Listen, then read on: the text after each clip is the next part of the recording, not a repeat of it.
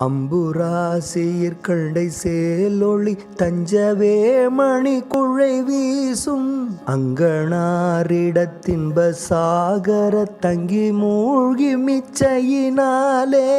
எம்பிரானுனை சிந்தியா தொழித்திந்திரஜாலைய பிரமை தீர